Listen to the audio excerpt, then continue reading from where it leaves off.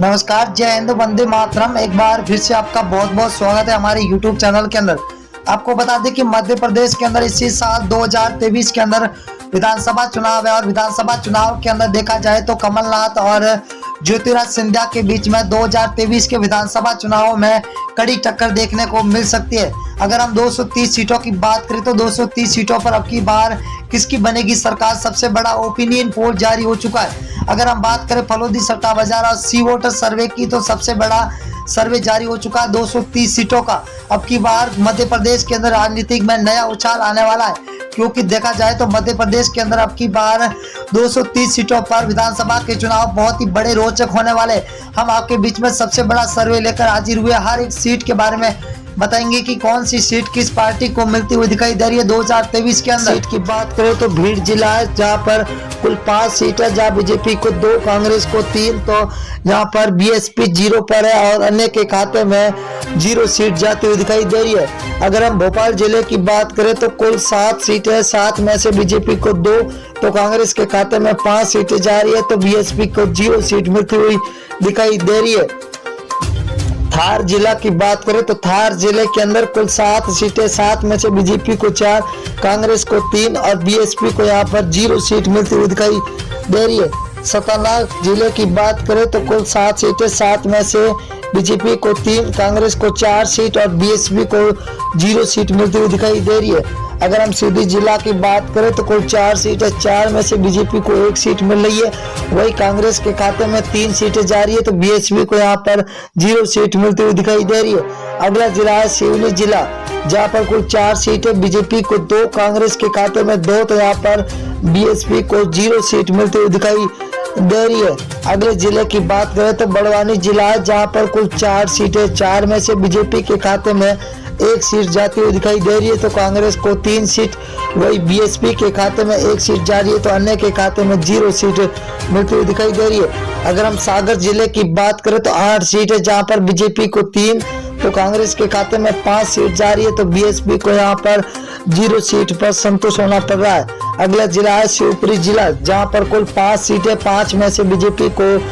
4 सीटें मिल रही है, तो कांग्रेस के खाते में 3 सीट, वही बीएसपी को यहाँ पर 0 सीट मिल रही है, तो अन्य के खाते में भी 0 सीट। बैतूल जिला है, बैतूल जिले के अंदर कुल 5 सीटें, 5 में से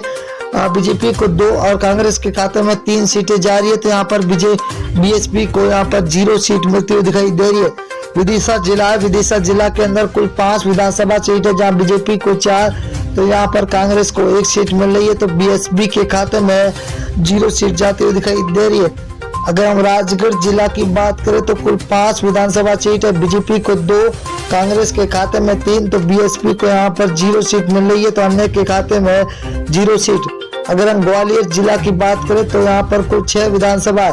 जहाँ बीजेपी को 2, तो कांग्रेस के खाते में 0 सीट जा रही है, तो यहाँ पर बीएसपी का खाता खुलता हुआ 1 सीट मिलती हुई दिखाई दे रही है। अगर हम देवारा जिला की बात करें तो देवारा के अंदर कुल 5 विधानसभा, जहाँ बीजेपी को 1, कांग्रेस को 4, तो बीएसपी के खाते में 0 सीट मिलती हुई दिखाई दे रही है, तो अन्य को यहाँ पर 0 मिलती हुई दिखाई दे रही है। उज्जैन जिला है, उज्जैन के अंदर कुल विधानसभा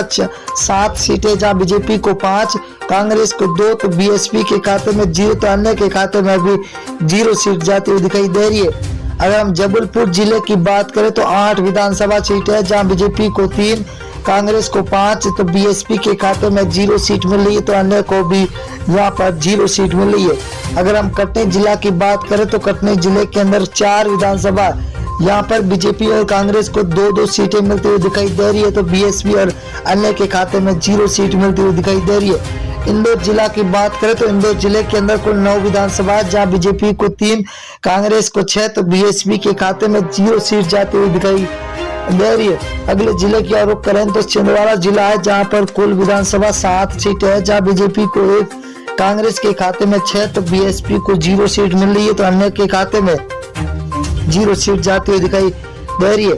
अगर हम सीहोर जिले की बात करें तो यहाँ पर कुल 4 विधानसभा, बीजेपी के 1 और कांग्रेस को 3 सीटें मिल रही है, तो बीएसपी के खाते में यहाँ पर 0 सीट मिलती हुई दिखाई दे रही है। अगला जिला है बालाघाट जिला, जहाँ पर कुल 6 विधानसभा है, जहाँ बीजेपी को 2, कांग्रेस के खाते में 4 सीटें जा रही है, तो बीएसपी को यहाँ पर 0 सीट मिलती हुई दिखाई दे रही है। अगला जिला है मुरैया, मुरैना जिला के अंदर कुल 6 विधानसभा, 6 में से बीजेपी के खाते में 2 जा रही है, तो वही कांग्रेस के खाते में 4 सीटें जा रही है, तो बीएसपी को तगड़ा झटका लगता हुआ दिखाई दे रहा है। अगर हम बात करें अगले जिले की और दोस्तों, तो बहुत ही बड़ा जिला आ चुका है, सततपुर है। सततपुर के अंदर 6 विधानसभा है, बीजेपी को 2, कांग्रेस को 4, तो बीएसपी को 0 सीट। रायसेन जिला है जहां पर कुल 4 विधानसभा है, बीजेपी को 1, कांग्रेस को 3, तो बीएसपी यहां पर 1 पर है, तो अन्य के खाते में भी 0 सीट।